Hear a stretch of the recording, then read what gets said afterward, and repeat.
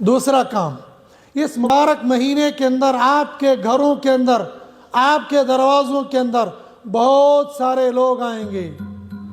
میں دارالعلوم حسینیہ سے آیا ہوں، میں جامعہ ام الکتاب سے آیا ہوں، میں تعلیم القرآن سے آیا ہوں، میں تعلیم الدین سے آیا ہوں، میں فیض عام سے، میں فلاں فلاں مدرسے سے آیا ہوں۔ یار ان مولویوں نے جان کھا دی ہے، نہ خود سوتے ہیں نہ خود سونے دیتے ہیں، ہے بھکاری بن گئی ہے۔ خبردار، ہرگز ہرگز ہرگز ان چندہ مانگنے والوں کو بھکاری نہیں کہنا۔ اگر تم لوگ ان کو بھکاری کہو گے تم اللہ کے قرآن کی توہین کر رہے ہو۔ اگر تم ان کو بھکاری کہہ رہے ہو تو حضرت عمر رضی اللہ تعالیٰ عنہ کو بھکاری کہنا پڑے گا۔ اگر تم ان کو بھکاری کہہ رہے ہو تو الیاذ باللہ نبی صلی اللہ علیہ وسلم کو بالواسطہ الیاذ باللہ ایسا لفظ تم کہو گے۔ اس لیے کہ حضرت نبی کریم صلی اللہ علیہ وسلم نے اعلان کیا، آج اللہ کے دین کو تمہارے مال کی ضرورت ہے، لاؤ جس کے پاس جو مال ہے لے کر آ جاؤ۔ اسی موقع پر تو حضرت عمر رضی اللہ تعالیٰ عنہ نے کہا تھا آج میں ابو بکر سے آگے نکل جاؤں گا، اس لیے کہ میرے پاس مال زیادہ ہے، ابو بکر کے پاس کم ہے۔ آپ میں سے جن لوگوں نے فضائل اعمال پڑھی یا سنی ہوگی وہ قصہ وہاں پر موجود ہے۔ بعد میں حضرت عمر نے کہا تھا نہ یہ نہیں ہو سکتا، میں ابو بکر سے آگے نہیں بڑھ سکتا ہوں۔ ابو بکر جھاڑو پھیر کر آ گئے تھے، گھر میں کیا چھوڑ کر آئے ہو؟ اللہ اور اللہ کے رسول کا نام۔ عمر تم کیا چھوڑ کر آئے ہو؟ نصف میرے لیے نصف آپ کے لیے۔ حضرت عمر نے کہا نہ میں نہیں جیت سکتا۔ چندہ کس نے مانگا؟ چندہ کس نے مانگا تھا؟ اللہ کے نبی نے مانگا تھا۔ اور آج کا محتمم اپنے مدرس کو، اپنے سفیر کو آپ کے پاس چندہ مانگنے کے لیے بھیج رہا ہے اور آپ یہ کہہ رہے ہو یہ بھکاریوں والی جماعت ہے۔ الیاذ باللہ تمہیں دور سوچنا پڑے گا، یہ بھکاریوں والی جماعت نہیں ہے، یہ اللہ کا دیا ہوا مال آپ کے پاس اللہ کے راستے میں لگانے والے لوگوں کا کام ہے۔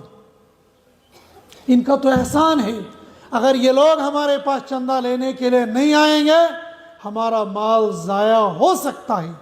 اور اللہ نے دکھا دیا کرونا کے زمانے میں لوگ فون کر کر کے تنگ کر رہے تھے، بھائی زکوٰۃ دینی ہے کس کو دو؟ میں نے کہا جس کو مرضی اس کو دو۔ دبنا سفیری شن سفارہ نہیں ہے۔ میں نے کہا جب آتے تھے تب بھکاری تھے، آج دینے کے لیے مجبور ہو گئی ہو۔ اور یہ کرونا تھا، آنے والے وقت میں ایک وقت آئے گا آپ لے کر چلو گے، کوئی لینے کے لیے تیار نہیں ہوگا۔ مدرسے والوں کو ہم نے کہا کوئی گارنٹی نہیں ہے، لاک ڈاؤن ختم ہو گیا مدرسے کھل سکتے ہیں، اور نہیں کو لاک ڈاؤن ختم ہوا مدرسے بند رہیں گے، ہم آپ کی زکوٰۃ کا کیا کریں گے؟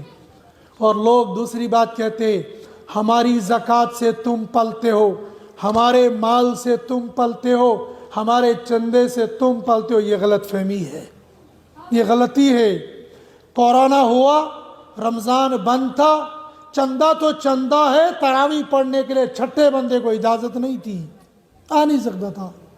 اور جو ہی لاک ڈاؤن ختم ہو گیا مولوی جوک در جوک بچے بھیجو بچے بھیجو بچے، کھلاؤ گے کیا؟ اللہ کا دیا ہوا رزق، اور تم کہتے ہو ہم دو ہمارے دو، یہ پیغام سب کو پہنچا دو۔ مولوی کہتا ہم بے شمار ہمارے بے شمار، یہ پیغام سب تک پہنچا دو۔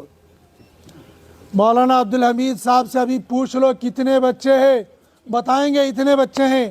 ابھی ہم نے 10 بچے ہیں، بہت اچھا، لائیے اہلا و سہلا مرحبا۔ کھلاؤ گے کہاں سے؟ اللہ کھلائے گا۔ ہم جو یہ دعویٰ کرتے ہیں ہمارے چندے سے یہ مدرسے چلتے ہیں، یہ غلط فہمی ہے۔ لہذا دوسری بات، ان سفرا کو، ان مانگنے والوں کو، ان چندہ کرنے والوں کو ہرگز توہین امیز لفظ بالکل نہیں کہنا۔ کہیں ایسا نہ ہو کہ ہمارا ایمان نکل جائے، کہیں ایسا نہ ہو کہ ہمارے اعلیٰ اعمال خراب اور برباد ہو جائیں۔ اور دوسری بات، ایسا ممکن ہے جو بندہ آپ کے پاس چندہ لینے کے لیے آئے وہ اپنے مدرسے کا ٹاپ قاری ہوگا، ایسا ممکن ہے۔ ان کو ٹھیک کرنے دو، یہ خود کریں گے، میری آواز انشاءاللہ آپ تک پہنچ رہی ہوگی۔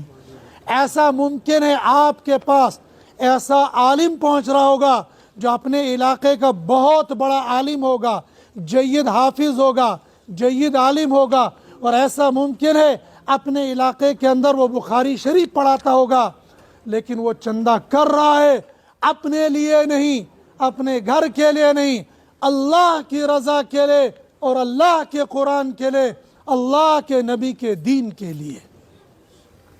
ظاہراً شکل یہ بن رہی ہے، یہ وہاں سے چندہ کر کے لائے گا، مطبخ چلے گا، اساتذہ کو تنخواہ ملے گی، بلڈنگ بنے گی اور ادارے چلیں گے۔ لیکن اگر میں نے اور آپ نے چندہ نہیں دیا، یہ مدرسے تب بھی چلیں گے، ان اساتذہ کو تنخواہ تب بھی ملے گی، اور ان بچوں کو کھانا تب بھی ملے گا۔ ابھی میں جموں سے آ رہا تھا، جموں کشمیر کے بہت بڑے مفتی حضرت مولانا مفتی نذیر احمد صاحب قاسمی دامت برکاتہم العالیہ، اللہ ہمیں ان علماء کی قدردانی کی توفیق نصیب فرمائے۔ کتنا کام کرتے ہیں، کتنی باغ دوڑ کرتے ہیں، اور یہ ہم سمجھتے ہیں یہ مولوی کیا کرتے ہیں، بیٹھے رہتے ہیں مدرسوں کے اندر۔ ایک دن کے اندر حضرت مفتی نذیر صاحب نے پچھلے دورے میں 8 گھنٹے بیان کیا۔ پرسوں رات کو پٹھان کوٹ تھے، تقریباً 12 بجے یہاں پہنچے، صبح 6:30 بجے یہاں سے نکلے، پنچ پہنچے، اور پھر وہاں کے 2-3 پروگرام کر کے صبح 4 بجے یہاں پر پہنچے، پھر چل رہے ہیں، ابھی سری نگر کے لیے نکلے، ابھی کھانا ایک جگہ کھلا رہے تھے۔ ایسے باتوں میں کہنے لگے کہ لوگ کہتے ہیں ان بچوں کو مولوی بنا کر کھلاؤ گے کیا، اور ہم یہ کہتے ہیں بس کب کرو گے، کب روکو گے۔ ایک مولوی کے دسترخوان پر ایک نہیں 10 یوں ورائٹیاں موجود ہوتی ہیں، اور مولوی کہتا ہے دبن ناز میں اس نے کھا، میرا پیٹ خراب ہو رہا ہے، دوسرا کہتا ہے کھاؤ گے کیا، یہ مولوی کہتا ہے کہ کھاؤں گا کیسے۔ ہم یہ کہیں گے ہمارے ٹکڑوں پر تم پل رہے ہو، یہ لفظ غلط ہوگا۔